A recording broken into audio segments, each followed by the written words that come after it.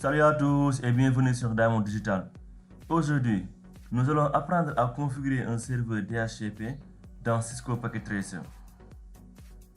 Dans la vidéo précédente, nous avons vu le DHCP sur un routeur. Cette fois-ci, nous allons utiliser un serveur comme en entreprise.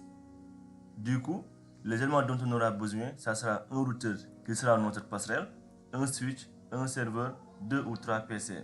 Sans plus tarder, on va mettre en place nos équipements. Voici la palette des routeurs et des switches. Là, je choisis un routeur qui sera le 2911. Donc, pour le switch, les voici. Je vais prendre le 2960. Les PC sont là. Je vais prendre un laptop cette fois-ci. Un PC du moins, un laptop. Ou bien 2 PC et 2 laptops. Je fais comme ça, 2 PC pour avoir plus d'équipement. Je mets en place 2 PC, 2 laptops et un serveur. Qu'est-ce qu'on va choisir comme serveur? Voilà, voici les serveurs. On va choisir celui-là comme serveur. Maintenant, on peut relier nos équipements à l'aide du câble droit.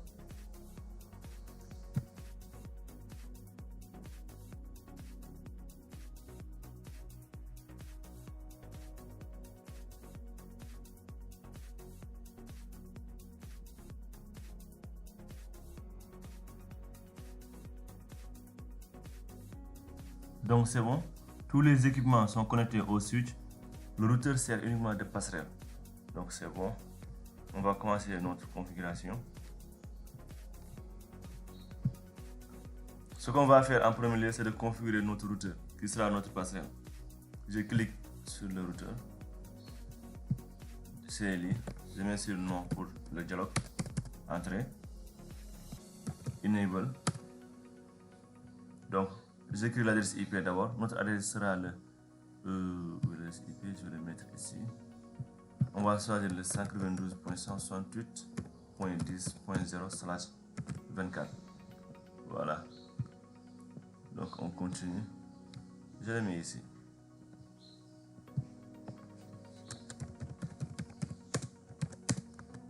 Voilà. On continue notre configuration sur le routeur. Enable. Conft. Je mets l'adresse IP. Non, l'interface d'abord. Interface giga 0/0 qui est là. Entrée. IP at 192.168.10.1 255.255.255.0. Je vais sur entrée. No shut, j'active le port avec la commande no shutdown.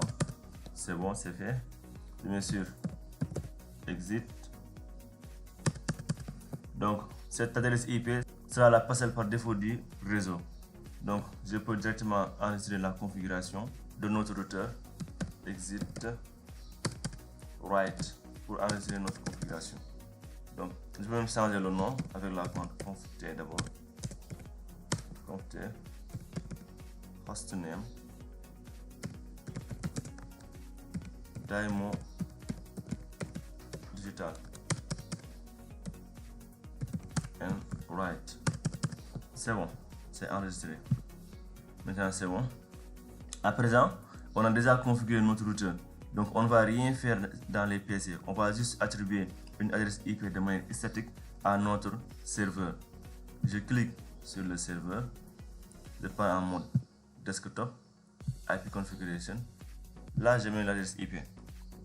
Je mets le 192.168.10.2. Vu que le 1 est déjà notre passerelle par défaut. Donc pour le masque, on le laisse, ça viendra.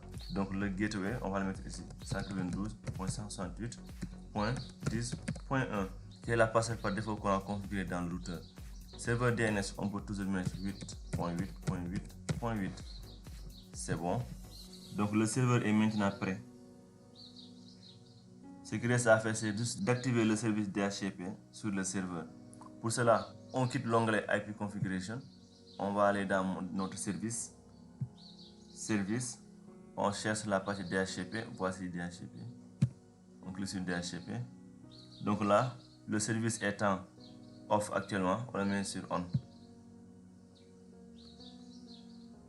Nom du pool, on l'appelle LAN par exemple, c'est le nom de notre pool. Default gateway, le default gateway est là. On met le 192.168.10.1.1. Donc le dernier serveur, ça sera le 8.8.8. Dernier serveur 8.8.8.8. Donc le reste IP adresse IP. Là où on va commencer l'adresse IP, ça sera le 192.168.10. Là je mets 10 aussi. Donc pour le masque de sous-réseau, c'est bon comme ça, je ne vais pas y toucher. Le nombre d'adresses IP qu'il peut donner, je lui donne juste 50. Le nombre d'adresses IP, je lui dis 50. Donc c'est bon, c'est déjà prêt. TFTP, on ne touche pas à ça. Donc là, je me suis save.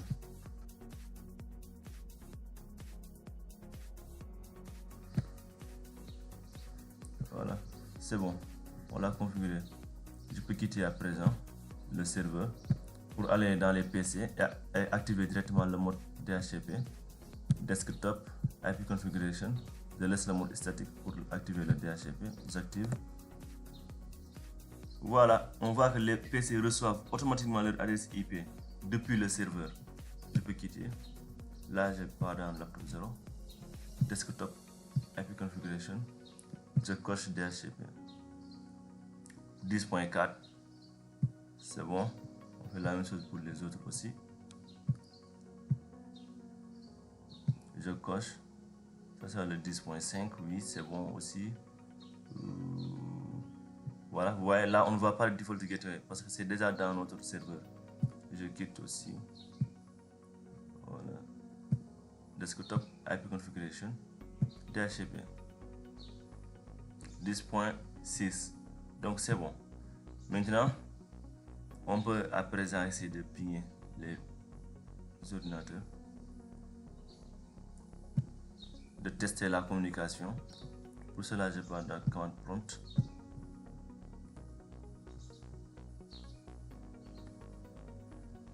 Ça c'est le 10.3, n'est-ce pas? Je mets ping 192.168.10.4. Je vais sur Entrée. C'est le deuxième PC. Donc là, je rappelle la commande. Je mets sur .5, qui est l'adresse IP de cette machine là. Après, je peux pinguer le .6, qui est l'adresse IP du dernier laptop. On peut même pinguer aussi le serveur. Notre serveur, on a comme adresse IP dans notre serveur le 10.2, n'est-ce pas? On met le 10.2. Entrée. Vous voyez, le PC parvient à pinguer le serveur aussi. Maintenant, on peut aussi pinguer même notre passerelle, le routeur 10.1. Entrée.